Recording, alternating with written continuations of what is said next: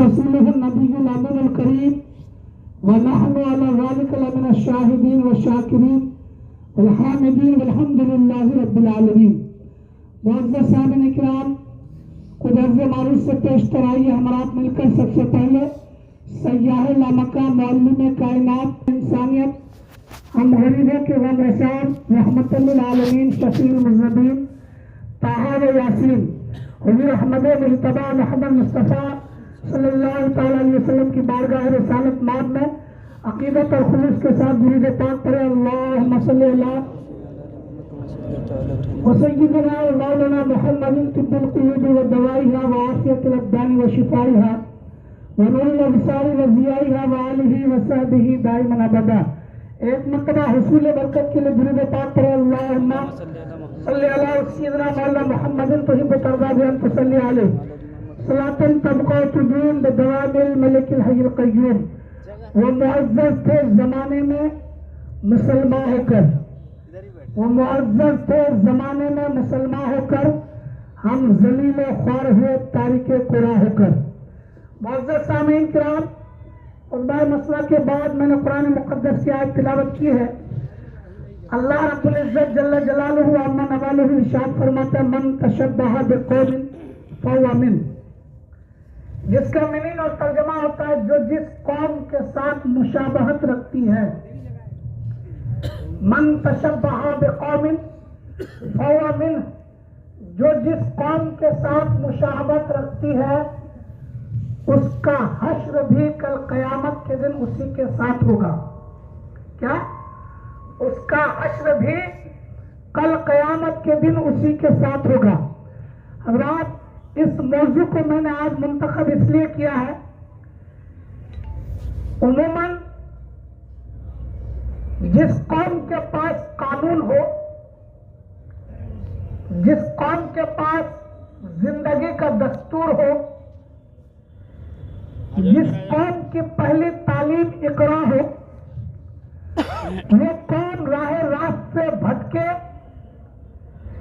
یا گناہوں کے دلدل میں پھنسے یا اس قوم پر اللہ کا عذاب نازل ہو یا عقاب نازل ہو تو بڑے دکھ کی بات ہے. ایک اندھا سورج کو نہیں دیکھ رہا ہے،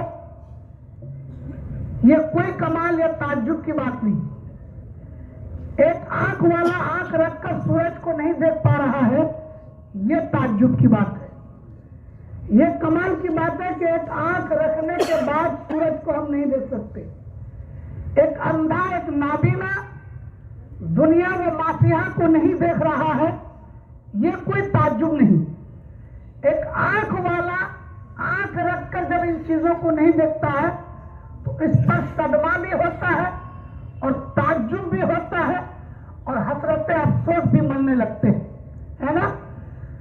آپ سمجھ گئے ہم نے کہ میں کس طرف اشارہ کر رہا ہوں. حضرات، آج ہماری زندگی کا شب و روز گناہوں کے دلدل میں پھنستا جا رہا ہے. ہم نے ذہن بنا لیا ہے جبکہ ہمارے پاس ایک ایسی مضبوط کتاب جس میں شک و شبہات کی کوئی گنجائش نہیں، ایک ایسا قانون مصطفیٰ جو ہماری زندگی کے ہر گوشے کا رہنمائی اور ہماری رہبری کرتا ہوا نظر آتا ہے. ایک نبی کی سیرت جو ہمارے سر کے بال سے لے کر پیر تک سنوارنے سجانے کا درس اور تعلیم دیا. تاریخ گواہ ہے کہ نبی کی زلف معبر کبھی بکھری نہیں. اس لیے نہیں بکھری کہ نبی کی زلف معبر کو امت کی تقدیر کہا گیا. اللہ اکبر! کیا؟ نبی کی زلف معبر کو امت کی تقدیر کہا گیا اور اللہ نے اپنے محبوب سے کہا کہ محبوب، تمہارے زلف معبرین کو، تمہارے زلف عنبرین کو، تمہارے گیسو کو قدرت نے اپنے ہاتھ سے سنوار رکھا ہے. اے محبوب، تمہارے زلف عنبرین کو کبھی تمہارا رب اگر تمہارے زلف عنبرین کے گیسو بکھر گئے تو تمہاری امت کی تقدیر بکھر جائے گی، اور جس امت کی تقدیر بکھر گئی اللہ اس قوم کو نیست و نابود کر دیتا ہے، اللہ اس قوم کو، اس امت کو نیست و نابود کر دیتا ہے۔ تو محبوب کے زلف عنبرین کو امت کی تقدیر کہا گیا، اور رب نے کہا کہ میں نے اپنے دستے قدرت سے اس کو سنوارا ہے۔ وہ اس معنی کا کہا کہ یہود و نصارہ اس وقت ہمیں مال نکالا کرتے تھے، اور سرکار نے ہمیں اپنے تعلیم دی کہ تم یہود و نصارہ کی مخالفت کرو، تو سرکار اس چیز کو گوارا نہ کیا کہ میں اپنے زلف عنبرین کے اندر مال نکالوں اور میری امت بھی اپنے زلفوں میں مال نکالے اور اس کی مشابہت یہود و نصارہ سے ہو جائے۔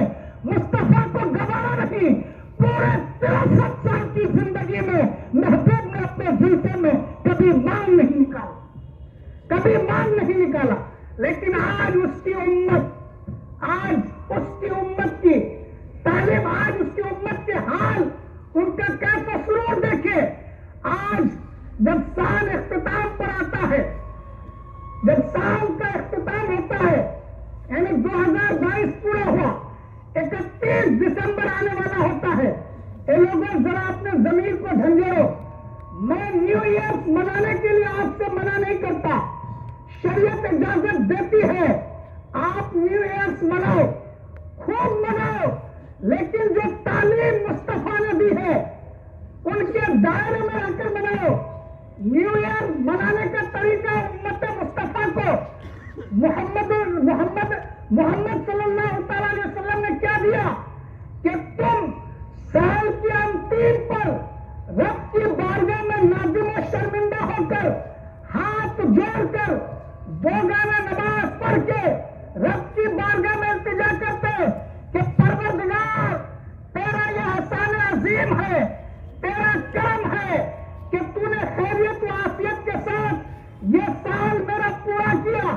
پروردگار میں نہیں جانتا جنوری کی پہلی تاریخ سے لے کر دسمبر کی 31 تاریخ تک میرے زندگی کی عمر میں سے 1 سال کم ہو گیا، اور اس میں نہ جانے دانشتہ طور پر نادانشتہ طور پر کتنے گناہوں کا صدور مجھ سے ہوا ہے۔ اے رب کریم، میں اپنے گناہوں کو نہیں جانتا، لیکن تیری بارگاہ میں شرمندہ ہو کر میں حاضر آیا ہوں۔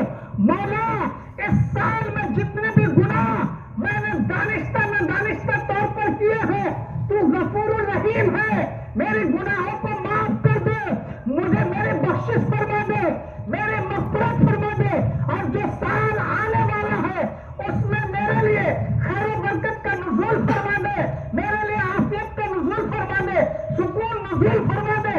اس قسم کی دعائیں رب کی بارگاہ میں مانگو، گر گرو، رو اور کہو کہ میری زندگی کا 1 سال کم ہو گیا، پروردگار پھر یہ وقت مجھے نہیں ملے گا کہ میں تیری عبادت کر سکوں، میں تہجد پڑھ سکوں، میں تلاوت کر سکوں، میں تیرے محبوب پر درود پڑھ سکوں۔ اس قسم سے، اس انداز سے جب تم نیو ایئر مناؤ گے تو قسم خدا کی تمہاری ہر جنبش و حرکت نیکیوں میں شمار کی جائے گی۔ لیکن آج ہماری مشابہت یہودیوں کے ساتھ ہے، آج ہماری مشابہت نصرانیوں کے ساتھ ہے، آج ہماری مشابہت اغیار قوموں کے ساتھ ہے۔ اللہ فرماتا ہے من تشبہ بقوم فہو منہ، جو جس قوم کے ساتھ مشابہت رکھتا ہے اللہ کا حشر اس کا بھی اسی قوم کے ساتھ فرمائے گا۔ اللہ اکبر، اسی قوم کے ساتھ۔ حضرات آج دیکھیے، محاسبہ کیجیے، ہم نت نئے انداز سے گناہوں کی محفل کو سجاتے ہیں۔ آج چند دن کی زندگی میں، چند دن کی جوانیوں میں تم آج اترانے لگتے ہو۔ جوانی کب سے شروع ہوتی ہے؟ 15 سال کی عمر سے آپ کی جوانی شروع ہوتی ہے۔ کتنی؟ 15 سال کی عمر سے آپ کی جوانی شروع ہوتی ہے، اور 35 سال کی عمر تک آپ کی یہ جوانی رہتی ہے۔ کتنے سال تک؟ 35 سال میں جب آپ پہنچ جاتے ہو، یہ 15 سے لے کر 35 سال، یہ پیریڈ، یہ وقت جو گزرتا ہے، یہ آپ کے جوانی کے وقت ہے۔ اس میں آپ پر جوانی ہوتی ہے، شباب ہوتا ہے.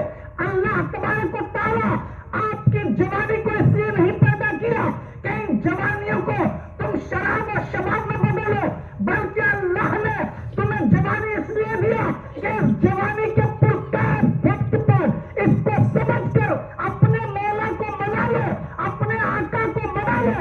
اگر تمہاری جوانی میں تمہارا رب تم سے راضی ہو گیا تو تمہارا بچپنا بھی کامیاب، جوانی بھی کامیاب، تمہارا بڑھاپا بھی کامیاب. لیکن آج ہم اپنی جوانیوں کو کہاں صرف کرتے ہیں؟ شراب اور شباب میں.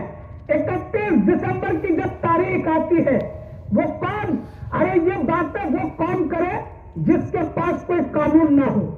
یہ باتیں گناہوں پر مبادہ وہ ابھرے جس قوم کے پاس تعلیم نہ ہو، جس قوم کے پاس نمونہ حیات نہ ہو، جس قوم کے پاس کوئی آئیڈیل نہ ہو. لیکن ہمارے پاس سب کچھ ہے. ہمارے پاس ایک عظیم الشان کتاب قرآن مجید ہے، ہمارے پاس قانون مصطفیٰ ہے، ہمارے پاس دستور مصطفیٰ ہے، ہمارے پاس سیرت نبوی ہے، ہمارے پاس قانون خداوندی ہے. اتنے سارے قانون ہونے کے باوجود جب ہم 31 دسمبر کی راتوں کو گناہوں کے اڈوں کو، گناہوں کی محفلوں کو سجاتے ہیں، رقص و سرور، موسیقی، شراب، شباب، سکہ، ان محفلوں کو جمع کر کے ہم اپنی نیکیوں کو برباد اور تباہ کرتے ہیں. حضرات ان چیزوں سے باز آ جاؤ، ان چیزوں سے باز آ جاؤ. یہ تمہارا ایجاد کرتا نہیں، یہ یہود و نصارہ کا ہے. اللہ اکبر کبیرہ. اس دور کا ایک واقعہ یاد آیا، درود پاک پڑھا تو واقعہ سناؤ. اللہم صلی علی سیدنا مولانا محمد کوئی بطرنا بیان تو صلی علیہ صلاتن تبقى تدوم بدوام الملک. کیونکہ اس وقت کا ایک بہت بڑا محدث، بہت بڑا مفکر، بہت بڑا عالم دین، کیا بہت بڑا مفکر، بہت بڑا محدث، بہت بڑا عالم دین.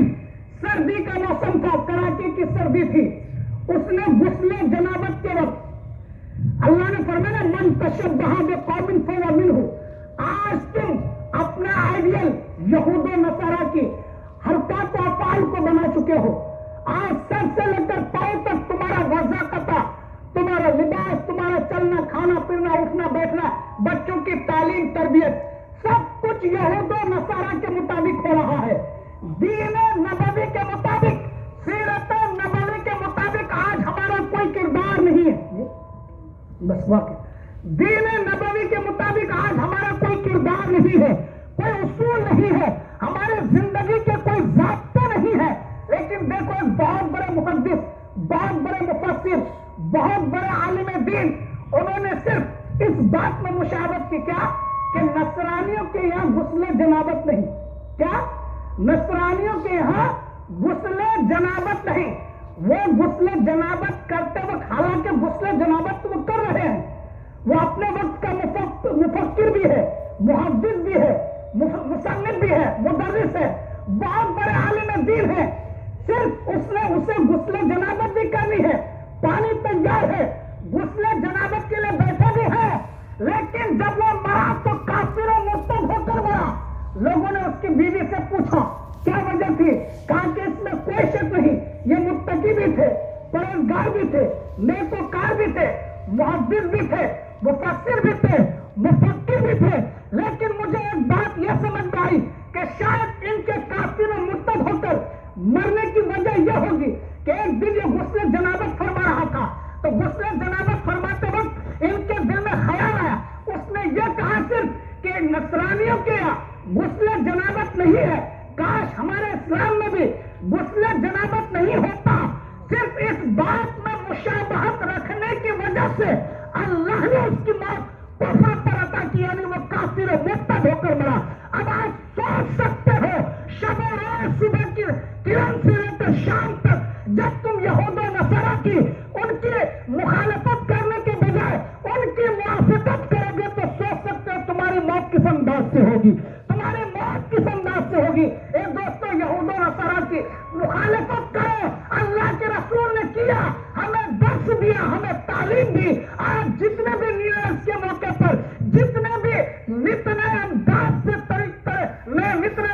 سے طرح طرح کے گناہوں کی محفلوں کو، رقص سرور کی محفلوں کو سجا کر تم کو دعوت دی جاتی جاتی ہے اور تم اس میں جا کر اپنی زندگی کی تمام نیکیوں کو برباد و تباہ کرتے ہو. اس کا صرف واحد وجہ یہ ہے کہ ہماری قوم میں جو لوگ خوشحال ٹائپ کا ہے، جس کے پاس اللہ نے کچھ نوازا ہے، وہ لوگ ان عیاشیوں میں، ان شراب اور شباب میں ڈوبا پڑا ہوتا ہے، اور ساتھ ہی ساتھ کچھ غریب لوگ بھی ان کا ساتھ پکڑ کر اپنی غربت و افلاس کی مذاق کرتے ہوئے ان یہودا اور نصارا کی موافقت میں قدم بڑھاتا ہے. میں اللہ آپ سے کہوں گا کہ 31 دسمبر کی رات آپ کے گناہوں کی رات نہیں ہے، بلکہ اللہ کی بارگاہ میں معافی مانگنے کی رات ہے کہ اللہ سال کا یہ انتم دن ہے، میرا ایک سال زندگی میں سے کم ہو گیا، جو میرے گناہ ہو چکے، پروردگار میرے گناہوں کو معاف فرما دے. اور سنو، اپنے ذہن و دماغ سے اس بات کو دور کرو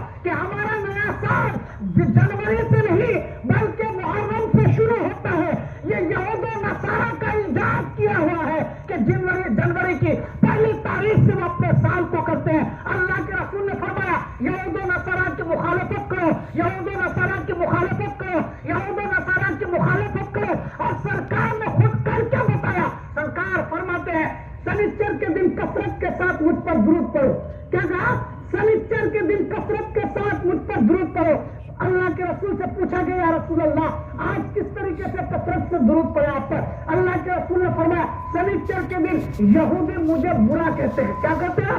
سنیچر کے دن یہودی مجھ کو برا کہتے ہیں، اس لیے جب وہ مجھے برا کہے تو تم کثرت کے ساتھ مجھ پر درود پاک پڑھو. یہودیوں کی مخالفت ہو جائے گی، یہودیوں کی مخالفت ہو جائے گی. اس کے بعد سرکار نے فرمایا اتوار کے دن مجھ پر جو 80 مرتبہ درود پاک پڑھتا ہے، اتنا اتوار کے دن جو مجھ پر 80 مرتبہ درود پاک پڑھتا ہے، سرکار فرماتے ہیں اللہ اس کے 80 سال کے گناہوں کو معاف فرما دیتا ہے.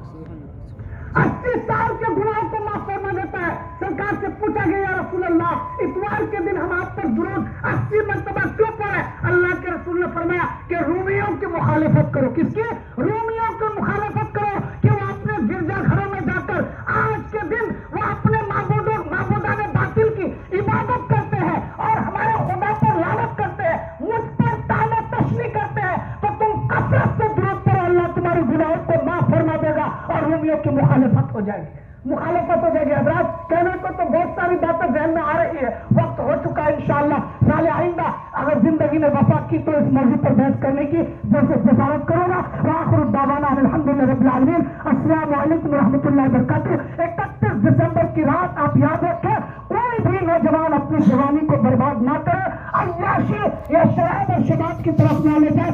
اس دن اللہ کی بارگاہ میں معافی مانگے